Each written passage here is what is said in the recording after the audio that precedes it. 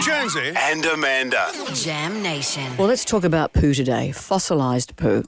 They are prehistoric time capsules, and a pooseum has been opened. A world-breaking one, Brendan. You and I are world breakers. We hold a Guinness World Record. Why don't you tell the people about that? I know at 8 o'clock every morning that you go for try and set a new record. We own the world record, well, we did for about a week, for the world's longest underwater broadcast. True that. We did it at the Sydney Aquarium, surrounded by lemon sharks. And a grey nurse. And a grey nurse. She was there just in case we needed our pulse taken. But this is a world record. This guy's name is George Franson. He holds the Guinness World Record for the largest collection of fossilised feces. And so he has opened up his pooseum. Rather than saying fossilised feces, they're called coprolite. Coprolite. Don't ever buy me jewellery made from coprolite. So this man has the world's largest prehistoric poo specimens. He's got dinosaur poos. Yeah.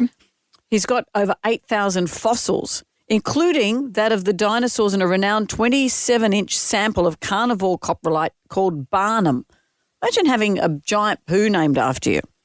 And he said initially many people react with a yuck face or laughter when they first hear of the pooseum, but people leave this one-of-a-kind experience fascinated. And what do we learn about it? Well, we learn about if it's, say, a dinosaur poo, we learn about their diet. Yep. We learn about what microbes might have been present in their gut. So their gut health, their diet, their gut health and their diet.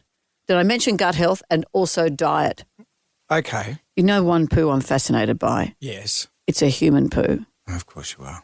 This is a fossilised Viking poo. It's the world's most valuable excrement. It's 1,200 years old. As I say here, a 1,200-year-old bowel movement.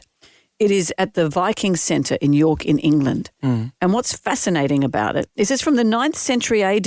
Yep. Its scientific value puts it at $39,000. But it's massive.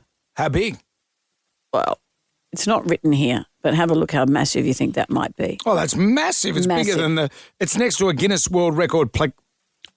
Is that actual size? And it's bigger than the plaque. Is that actual size? Oh, my God. What Vikings, what do they eat? Well, that's what they're using this to find out. What I find extraordinary is that Viking went to a private place to have a private moment. Yeah. And if someone had said, hey, you're going to be immortalised, he would have thought, for my daring do, for my great works, for my luscious hair. No, mate, we're saving the poo. His wife was out the door. Olaf, where are you? The Huns are coming. And he's saying, give it 20. There was that Give story. the woods 20.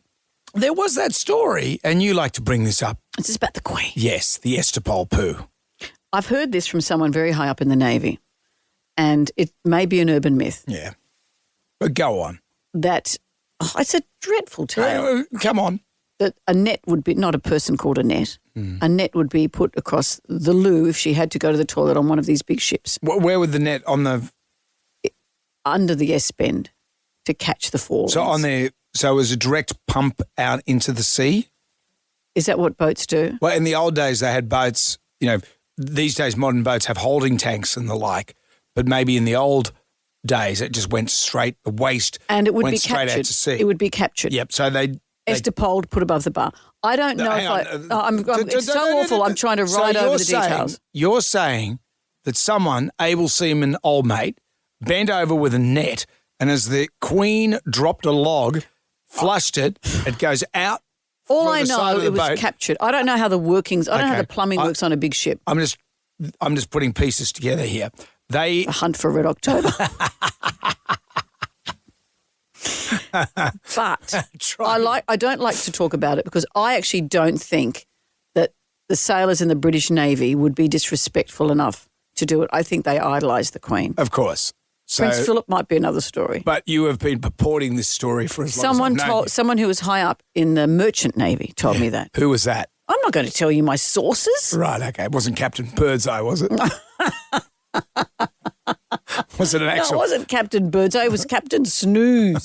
It was a real person. So it was an official naval officer, not a merchandised, not Mr. Old Mate down the shops. Yeah, so it wasn't like a corporate I don't like talking advertising about it. icon. There was a time when I found that story funny, and as I get older, I just think I don't like it anymore. Okay, well, maybe you should drop it from your repertoire. Well, you forced me to tell you. And that Viking saying, hey, mate, can you drop mine as well? Drop my story?